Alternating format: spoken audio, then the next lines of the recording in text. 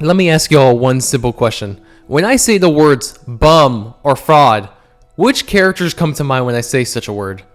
Does Yuta Kotsu and Megumi from JJK come to mind? Does Kid and Usopp from One Piece come to mind? Or a more recent example, Aster from Hazbin Hotel. Now I know we are going to be typing in the comment section right now. Seb, actually Aster is not a fraud because he actually disproved, he beat the claims at the end of season 2 when he beat Vox and actually broke all of his deals and stuff. And to that, I have to say, why did it take 2 full seasons for Aster to even get off Fraud Watch?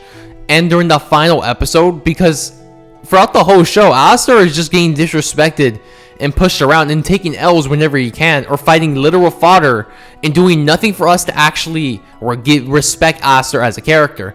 Because all we ever get from Aster is just the fact that people say how much of a threat he is, and then he just gets pushed around or made fun of or used as a butt of a joke. And keep in mind, in the pilot episode, Aster is written or described as a literal eldritch horror of where he kills other overlords, which are like the top tier people in hell. And Aster doesn't do anything on screen. They only talk about how cool he is or how awesome he used to be, but never actually do anything with him or actually prove those claims. It's all talk, but no bite. So today, we are all here today so that we can actually figure out how to fix Aster as a character, and so that he will not be considered a fraud to everyone that actually has watched the show or anything. Because the Fraud Watch memes were hilarious, but I don't like my goat being treated like this. So I'm just going to throw my 2 cents so I can actually fix Aster as a character, because boy oh boy does the show have issues with Aster for some reason. Despite arguably being one of the best characters in said show. So yeah, let's get into this right now. Also, this video will have spoilers for the whole show. Just keep that in mind. If you haven't watched season 2, don't watch this video, please. Okay, thank you for watching. First thing I'll do though with Aster is essentially I don't want them to reveal Aster's origin like how they did in the show, where they just kind of dumped Aster's whole origin story on us. Rather so they just give a little hints and little snippets of his origin, but never the full picture all at once, at least until way later into the show's lifespan, because I feel like season 2 is way too early to do this. And the mystery and intrigue of the character's origin story gave Aster so much character and make him such an interesting character of why is he the way he is? Why is he so strong? Why is he such a threat?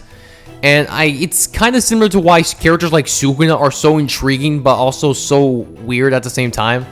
Is that the reason why people are so interested in Sukuna is because they want to learn more about Sukuna, and the fact that we don't know enough about Sukuna, which is what makes him such a funny character and such an interesting character to look at, is that we just don't have enough info, and that's what makes him so interesting and makes people have theories and stuff. And I feel like Aster would benefit from this, and this does kind of tie into my next point of where I don't want Aster to have to deal with Rosie as a mechanic in the show or be the source of his strength, as I feel like this does cheapen the character, because essentially all Aster did was make a sacrifice to Rosie. He asked power for Rosie, and then when he dies, he gets said power, and that's basically it. That's all the character does. And I really feel like this takes away a lot of Aster's mystery and like his impressiveness, as that's basically all he did was just agree to something, and Rosie just said yeah. And and also this creates plot holes. Like, I don't understand it.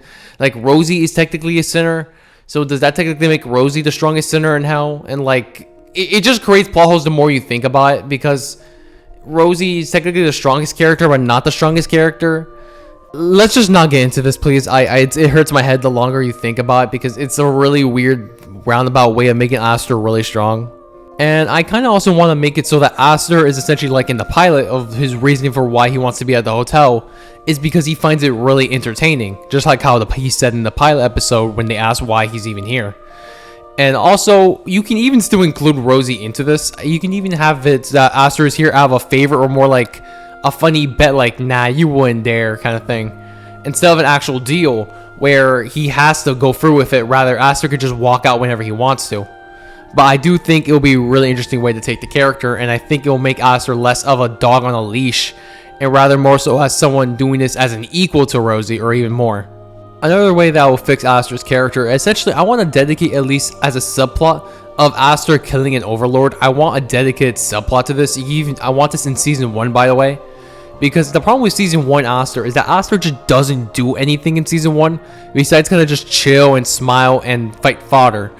So by him having to take down an overlord, like the overlord's making fun of Charlie's hotel or something, or spill coffee on Aster's shirt or something, so now he's dedicated to destroying them. And like he has to do this without Charlie finding out, which I don't think would be an interesting subplot. And I don't think it makes so Aster has more feet and isn't just fighting fodder or like low tier guys. And I think this would make Aster fix Aster's fraud allegations and keep it from happening. Also, I think it's perfectly fine that Aster loses to Adam, as it just makes Adam an actual threat, and it makes sense for the big season to have a strong threat that's stronger than Aster, and I think that's perfectly fine. And I think it's also fine as long as the fight is so that Aster and Adam have more of a back and forth instead of just Aster getting one-tapped. And you can even have it so that Aster can still run away. It's just more though that Adam actually has to like try and do stuff. And then like the reason why Aster leaves is because he sees Vox running around or running away like a little baby, hiding from the big executioners and angels. Because like, I'm gonna be honest, the V's in season 1 were pretty much just background characters, and it was very obvious. So I feel like this will at least give something up for season 1 to have with the V's, instead of just being hinting around and be like, yeah, we're tough, and then like do nothing during the final battle or anything. And also, I just think it'll be really funny to have an interaction with like Vox and Aster, like having like teasing each other and arguing. Like Aster is taunting Vox for being a little baby and running away, and how he's like useless without all his followers and the other V's. And I just think this will make Aster and Vox's dynamic more better, and even hint at it for season 2. And I think that'll be a really interesting way for Aster to be in season 1. Another thing that I'll do for Aster's character is that I don't want him to be pushed around and made to do things he doesn't want, very clearly not want to do. And instead, I want him to be like Sukuna, where Aster will just straight up refuse to do certain things for certain characters, or things he just doesn't find entertaining or agree with. And I think this will make Aster a more compelling character and an actual stronger character, because Aster is the strongest character here. He very clearly does not have to listen to anyone, and he's doing this out of his own free will and stuff, so he can't be ordered around.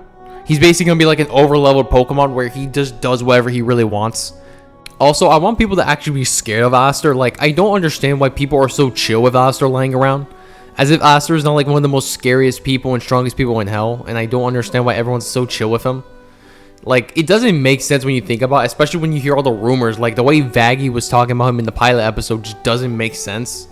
Because the way everyone reacts is just like, yeah, he's just here. He's cool. Like, I get it for the Overlord meeting like they had in season 1. That kind of makes sense why they weren't chill, because I know it was probably for a joke, because Aster likes attention.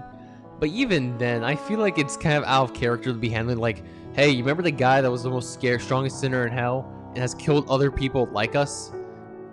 Like, yeah, he's here, but we don't really care. Like, what? That doesn't make sense. You all should be shitting your pants for this, or be asking questions why he suddenly pops up now. So it just feels really weird that they're just very chill with him, and I don't kind of get why, even though I know it's for a joke. And also, I know we all are thinking right now about like, what about season 2, bro? Aster has to make his deals and break them. Well, I think I can fix this solution and actually work around my changes and make this work. Essentially, in season 2, Aster is still injured from his fight with Adam, but his cane is not broken. He just can't heal from the angelic wounds and stuff and from his injuries. So, essentially, keep the show up to more or less the same up to a certain point, up to the episode where Aster makes a deal with Vox and tries to fight him. And essentially speaking, instead of Aster doing this just so he could break his deal with Rosie, he instead makes a deal with Vox saying that Vox has to help him get healed, and in exchange, Aster will be a prisoner for Vox. And I think that could work as a subplot and actually flow a little bit better. And also keep everything else more or less the same. It's perfectly fine. Aster can still be captive and play off the V's. Or we can go with the alternative route and have Aster join the V's, and so they can become the VAs. Aha, ha ha ha. See what I did there, huh? VAs, like voice actors. Ha ha. Okay, yeah, now I'm done. Also, I have Aster put Charlie in her place and actually make her grow up, because there's no reason for Charlie to be the way she is in this show. So yeah, also that's more or less all my changes, I think. Because I think the show is fine. I don't really have any strong real opinions on Hazbin Hotel, even though it could very clearly be much better. It's not a bad show at all, it just has issues. And basically, I know I'm not VisiPop, so all I'm saying is worth 2 cents and whatever back changes in my pocket. So, thank you for watching. I'm glad you guys watched to the end. And I hope you enjoyed this. Let me know what you think in the comments and all that. Thank you for watching. Have a good day. Stay safe. See ya.